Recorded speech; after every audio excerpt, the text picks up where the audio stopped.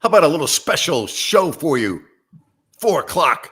We got Jerry Reynolds. We got Rhino in Sacktown. And yes, indeed, Napes here. How are you guys? I'm great. Great to be with you guys. Obviously, it's always a pick me up just to see your beautiful faces. Or, Oh, or really, that is a stretch there. But yeah. yeah, okay. Yeah, we're looking forward to lunch tomorrow, guys. I can't wait as we'll be dining at Bennett's. And I don't know what I'm going to get tomorrow because yesterday for lunch, Rhino, I had the redfish with the spinach and I put that out on social media. And then I was there on Sunday for brunch. So I'm not really sure what I'm going to do tomorrow. You know, that'll be my big decision of the day, guys, is what am I going to have for lunch tomorrow? See, that's how you keep it fresh, Napes. And Bennett's menu allows you to do that. You go in targeted on one thing, and then you end up changing because it just sounds all good. You can't go wrong. That's for sure. Whatever it is. By the way, I have an update for you. After spending a total of 5 hours yesterday, I finally got my rental fully charged, and it was a absurd, ridiculous process. It took me 1 hour and 50 minutes once I started the charging process to fully charge. All right. After I had been on the phone for 15 minutes with a rep from the EB company and getting me dialed in so I could at least use the damn machine to charge that stupid rental car. Never, ever again will I rent an electric car. I'll ride a freaking motorbike. I don't care. You know what? I'm not renting an electric vehicle. Now, if it's a Tesla, that's different because you can charge a Tesla like you charge a phone. There are damn Tesla charging stations everywhere. But if you don't have a Tesla and you got to charge your vehicle, good freaking luck. It is one of those hard things to find, and then sometimes they don't work, Nate. Sometimes. Like, how about all the freaking time? Yeah. You know? Unbelievable. Yeah. Gas isn't going away anytime soon, gentlemen. Well, Elon Musk is ahead of the curve in just about everything. Oh, my gosh. Yeah. Well, I'm way behind the curve in just about everything, you know? Wow. All right. So, Jerry, let me tell you, August, don't you think, has always been the quietest month for NBA? Oh, yeah. This is kind of viewed as a vacation for NBA people during this time. You know, there's nothing going on. Very rarely any serious talks of any kind, and players. I mean, they don't. This is for the most part they take this time off and get keyed up, early after Labor Day. Yep, no doubt. The players wrapping up their camps. Domas Sabonis was speaking a couple days ago at his camp, and before we know it, boys, we're gonna have basketball to talk about. Real basketball. Yeah, we got Jerry's Kansas City Chiefs kicking off a week from Thursday. So we'll be talking a little football, and then we get right into basketball. So fasten your seatbelts, everyone. We're going to be coming at you with a lot of shows, and I am really looking forward to this fall with everything that we've got going on because, you know, the Kings are going to have a different look this year. This is not the same team as last year or the year before due to the addition of DeMar DeRozan. I still think the Kings defensively got some issues. I think that when you lose a really good defensive guard who had come on last year in the final 2 months of the season in Davion Mitchell, and then you try to replace him in the draft, and that guy is hurt, and Carter won't be available until probably after the All-Star break. DeMar DeRozan is not the greatest defensive player in the world.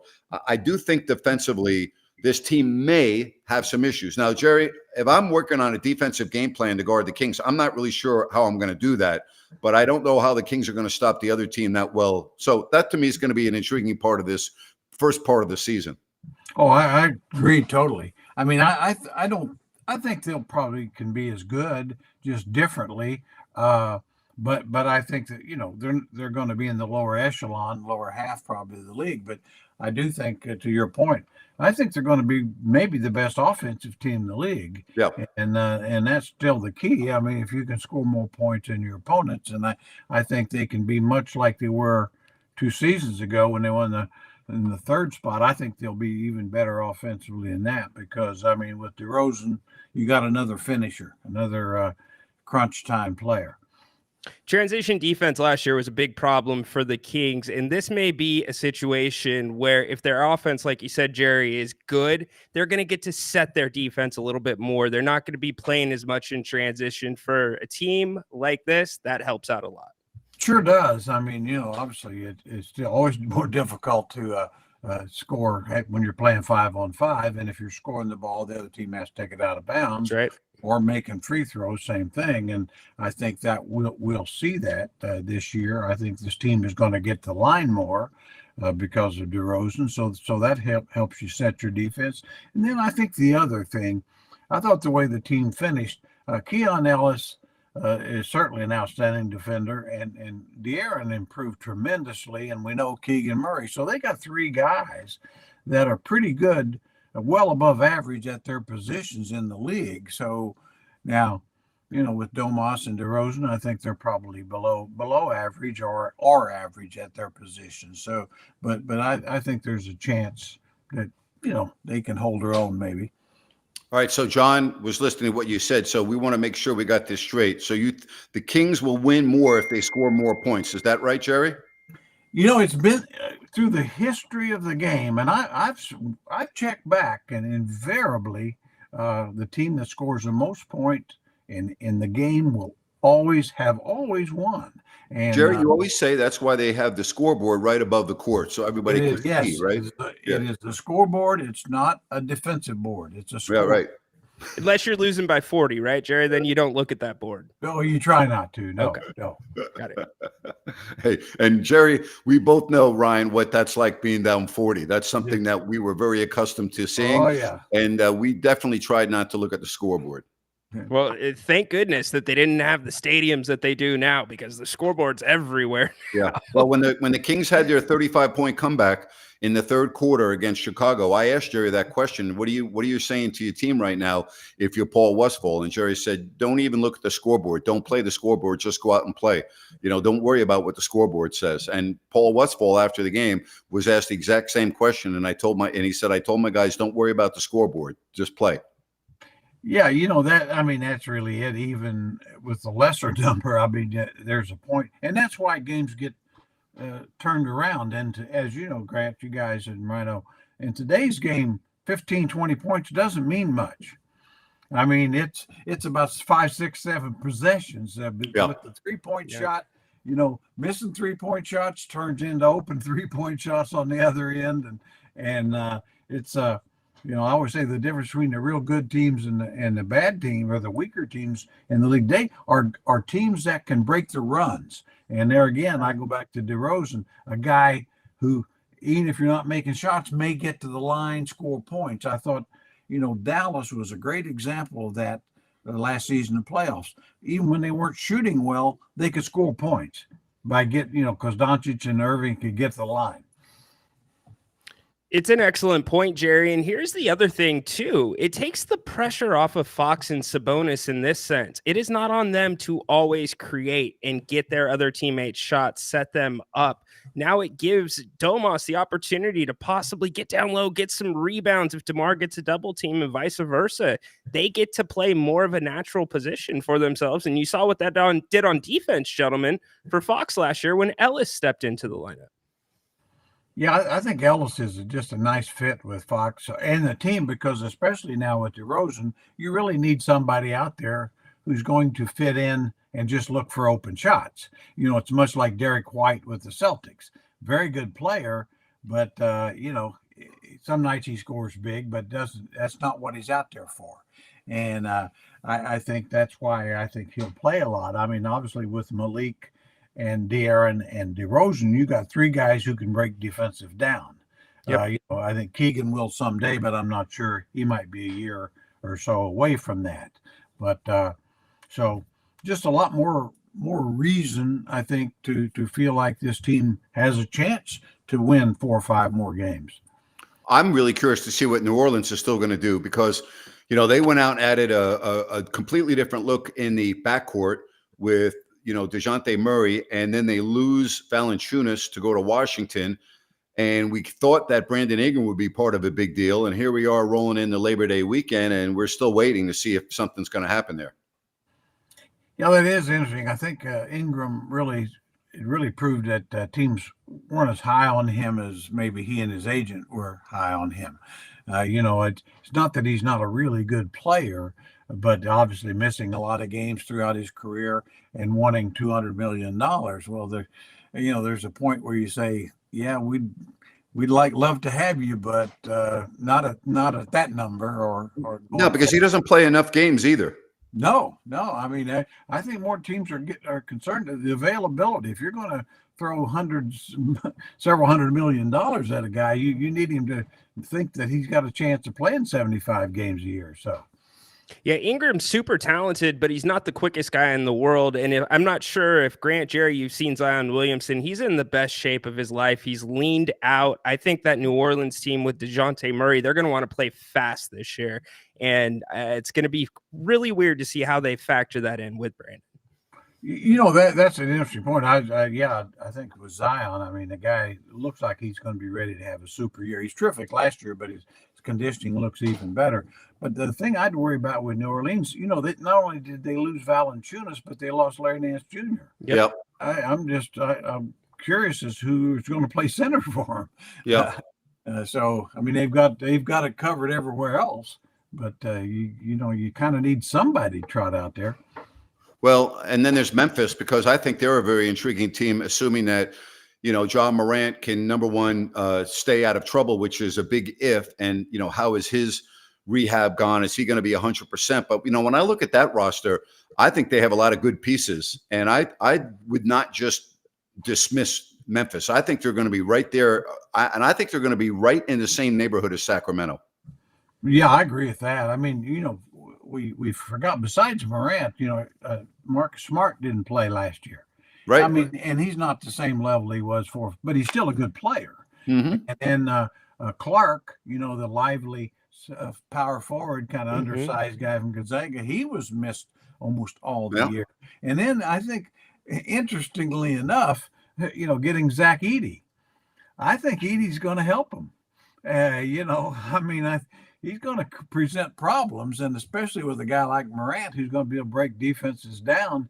You got a 7'4" guy that certainly can power over guys and dunk on their heads. So I think I agree with you, Grant. I mean, they could very well be a 50-plus win team again, like they were for 2 straight years.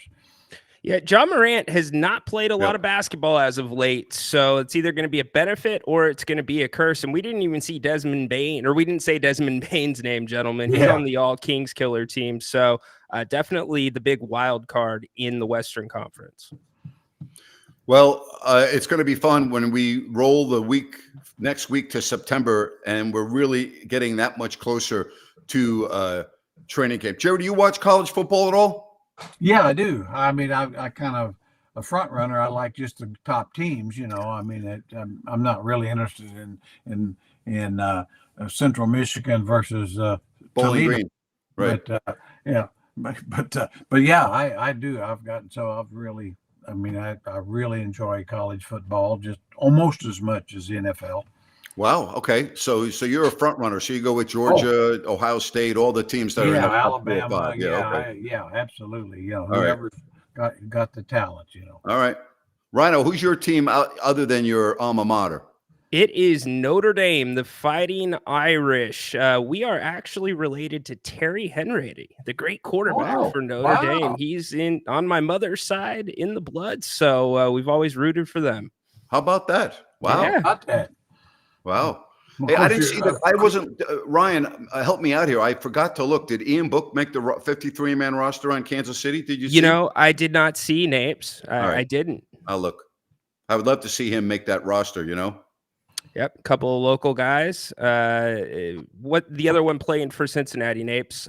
Help me out. Jake Browning. Jake Browning, yes. Yeah, I watched him I watched Ian Book play his first ever game as an 8-year-old because my son Chase was on that team. And he was I watched him progress through his whole career. I used to work out with him at Minnie's House of Pain in El Dorado Hills. He's a great guy, and I'm hoping that he sticks. So I'm looking at that right now. But yeah, as far as Jake Browning, he played very, very well when Burrow got hurt last year.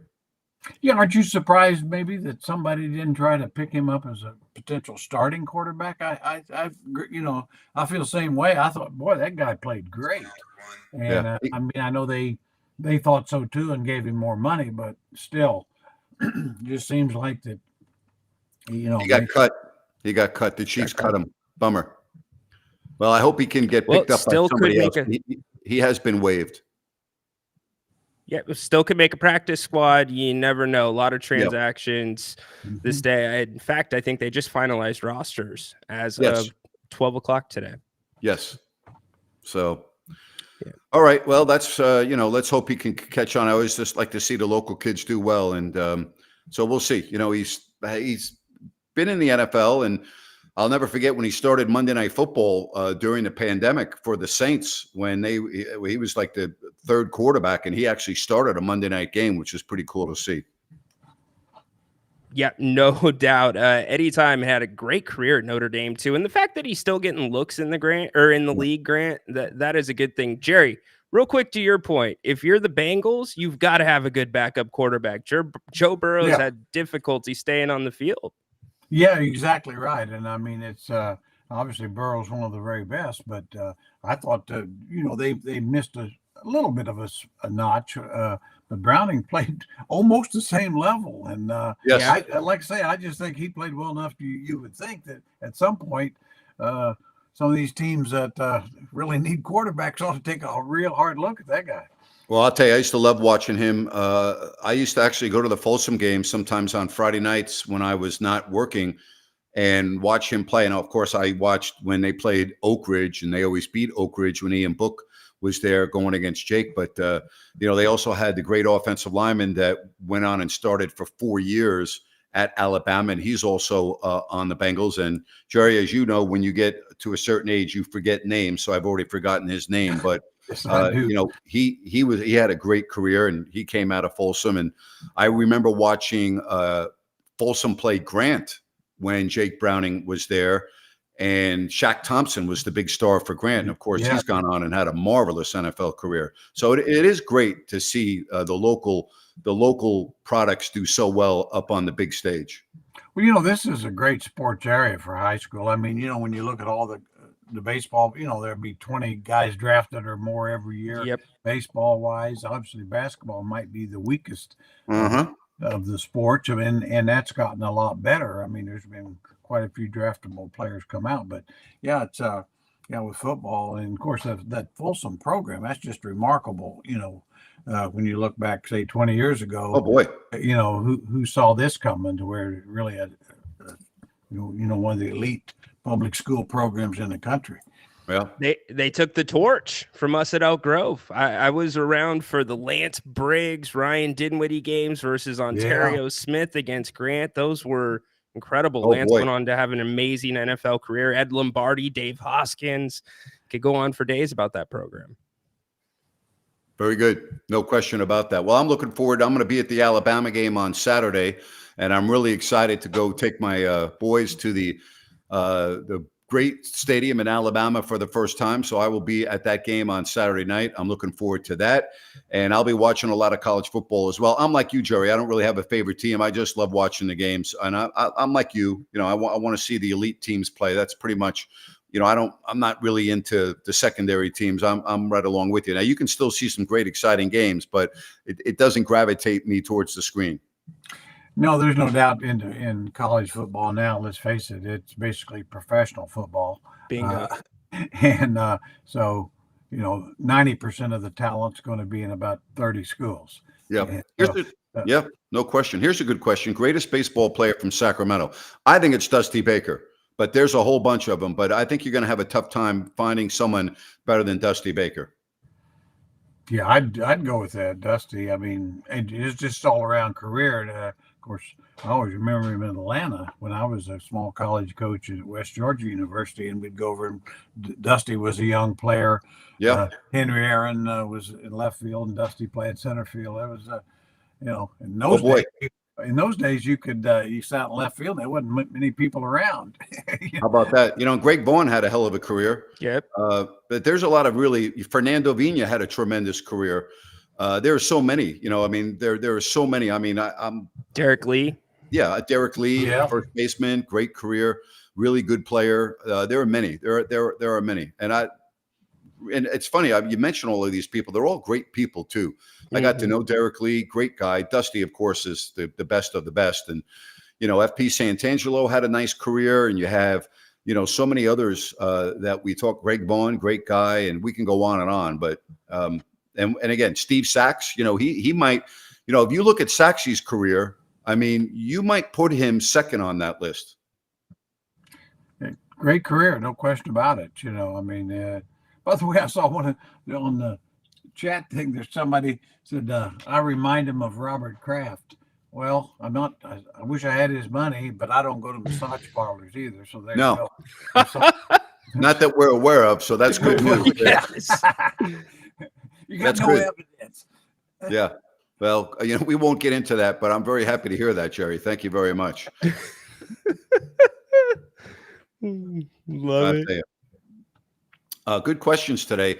As far as basketball, Ryan Anderson, of course, into the NBA from this area, also at Oak Ridge High School. So, first of all, you'd have to determine what the area consists of, like what would be the boundary. But if you talk about the greater Sacramento area, let's say we include no further south than Stockton, no further west than Fairfield, all right, and no further north than Chico. I'm trying to give you an out. I mean, who comes to your mind as best basketball player? Matt Barnes, Ryan Anderson. Who am I forgetting? NBA. Well, the two best are Bill Cartwright and Kevin Johnson. Bill, you know what? Duh. I mean, there you go. Those are the two best. Would you put KJ ahead of Cartwright, or would you put Cartwright ahead of KJ? I'd be inclined to put KJ ahead of Cartwright. Okay. I just, I mean, it's a catch, whatever. But I mean, KJ, he should be in the Hall of Fame. Jerry, why did the Kings draft Kenny Smith ahead of Kevin Johnson? Take me through that, please. That's a great question. It's one of those things that, of course, Kenny was a big time player at North Carolina, and I mean, I think it was infatuation with North Carolina. And of course, Kenny had been probably a more heavily recruited kid coming out of high school. I think more than anything else, it was, KJ's from Sacramento. He can't be as good as somebody playing for the Tar Heels, and I mean, and clearly a mistake. And I mean, not that, and Kenny was really good. He was a good pick. Yes, he was, but he wasn't Kevin Johnson. Yeah, KJ was a great pick. And of course the Kings paid for it because KJ would just kick Kenny's butt every time they played. He'd just make a point of destroying Kenny. But yeah, it was one of those things. Well, can you imagine?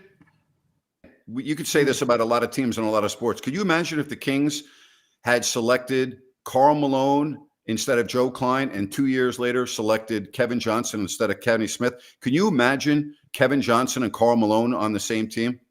And well, there've been a lot of playoffs in there, that's for sure. I mean, there's no doubt. And that's the thing about the draft. You just go down through the years, and the guys that slipped and the guys taken early that weren't very good, and it'll be the same this year too. I was just watching the summer league. I was thinking, there's Miami took the Khalil Ware out of Indiana, like late 20s, 6'11", lively guy, looks, like the real deal. And the second pick, Sarr, by Washington, he looked like he's 2 years away from being 2 years away. And 2 years away from being 2 years away. But he wasn't very good. But I mean, but it goes to the Ware thing. I was watching him because he reminds me of Derek Lively of Dallas. The long, lively guy. Yeah. But he can shoot better. Yeah. And I think that's why I think the Kings may have got a pretty good player, Orlando Robinson. Normally, when the Heat let somebody go, you want to let him keep going.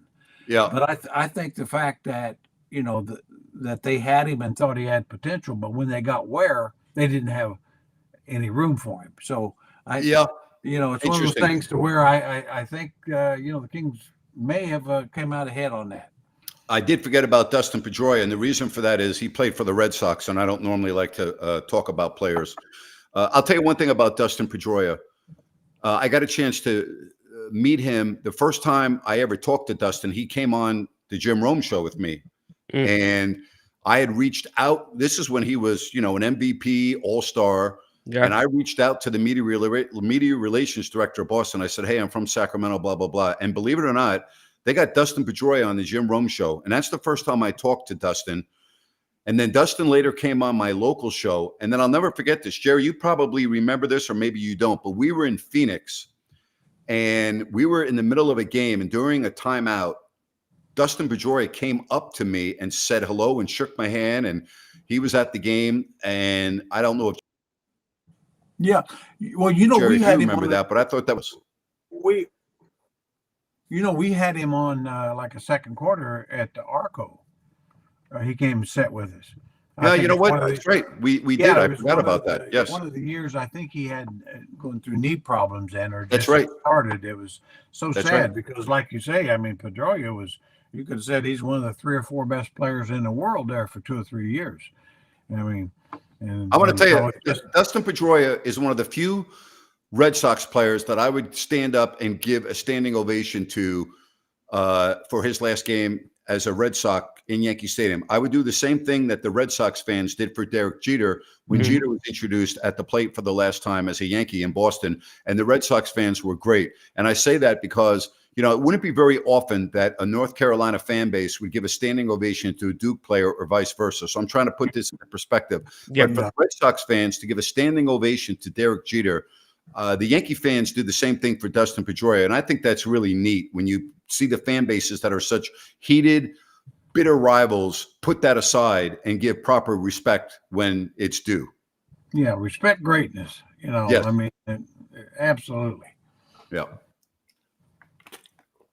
No doubt about it. I think it's the Kings and the Kobe thing. Kobe, as much as he was our, kryptonite, he got respect when he came around. Well, you remember when John Stockton played his last game in the playoffs, Jerry? It actually brought John Stockton to tears a little bit when it was one of his. He talked about what a great moment that was for him.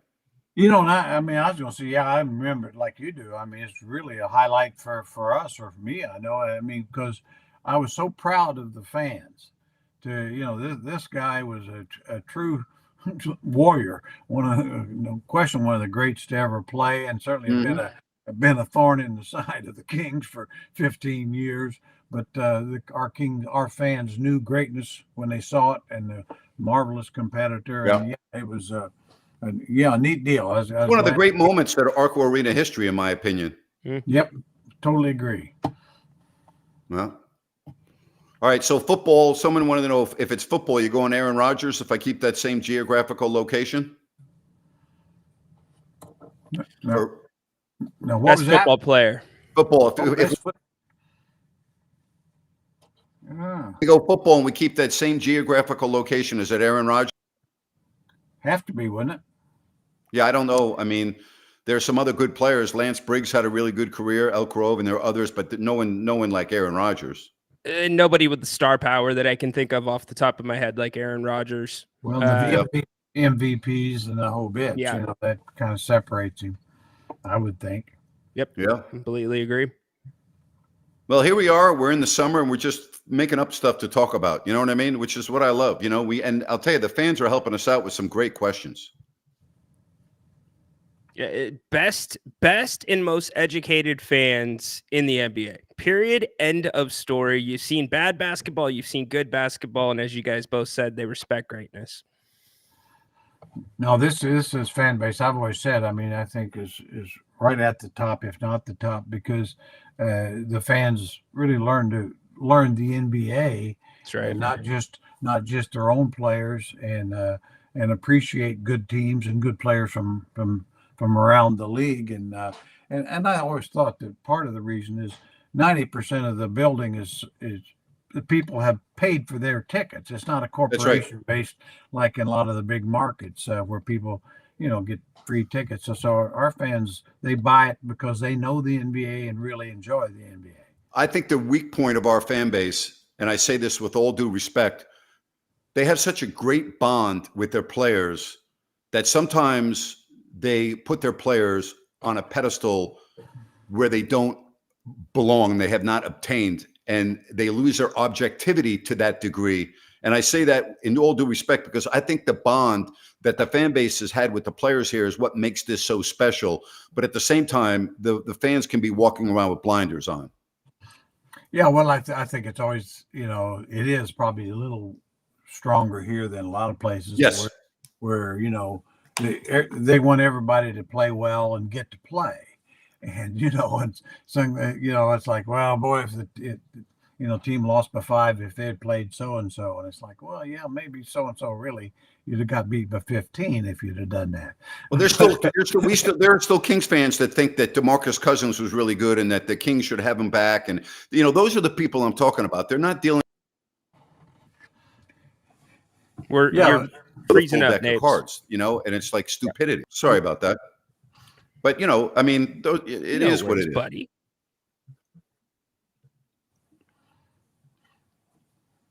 Yeah, I think probably, and it's nice though, when players come back here, whether they were particularly outstanding or not, they're always really appreciated. I'm confident Davion Mitchell will get a tremendous hand when he returns. Yep. As he should, in my opinion. I mean, because it was never anything but lack of effort. I mean, that guy brought it every night as well as he could. Ryan, you doing your show tomorrow? Absolutely. We will be back 2:00. Make sure you come join us.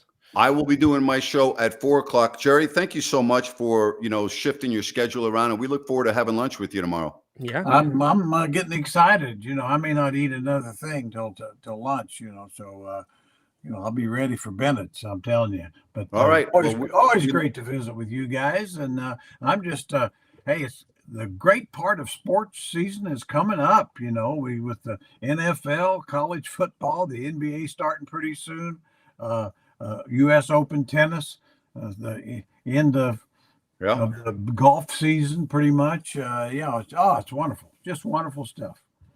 And by the way, I got to say, I have really enjoyed the WNBA, especially with Caitlin Clark. I mean, she is. A lot of people don't want to give her credit, but she is the best thing to happen to the WNBA in 25 years. She's pretty special. She is. Let's hope that they can build upon it and have a profitable year. They've got the deck piled in front of them. So yeah. I think the league's their own worst enemy, and that's their biggest problem, in my opinion. Oh, yeah. I agree. They don't really, they needed David Stern. Oh boy, type running. He would know how to take advantage of the marketing advantages that are out there for the right stars. Guys, if David Stern, Ryan, were still alive right now and still in charge, the WNBA would be much, much better off than it is today. Much better off. I completely believe that because he never gave up on the WNBA. It was his thing, part of his legacy that he started. And I mean, the sellout that the Connecticut Sun had at Boston Garden, they didn't even promote it. They didn't put it on national TV. Think about that. A WNBA team selling out the Boston Garden. First time they played there. Yeah, I mean, it's just amazing. But hey, it's on them. They've got enough talent, young talent, and certainly that one almost star type that like a Jordan was, or somebody that just is going to fill buildings. Unbelievable. Guys, thank you very much. Jerry, appreciate it. We'll look forward to seeing you tomorrow at lunch. Rhino, don't forget, everyone, he's got the King's Court tomorrow at 2, and then I'll be back here at 4. Thanks, Ryan. See you guys. Thanks, Dapes. Thanks, Jerry. To everybody else, thank you very much. Enjoy your beautiful Tuesday, and we'll be back here on Wednesday. Bye-bye now.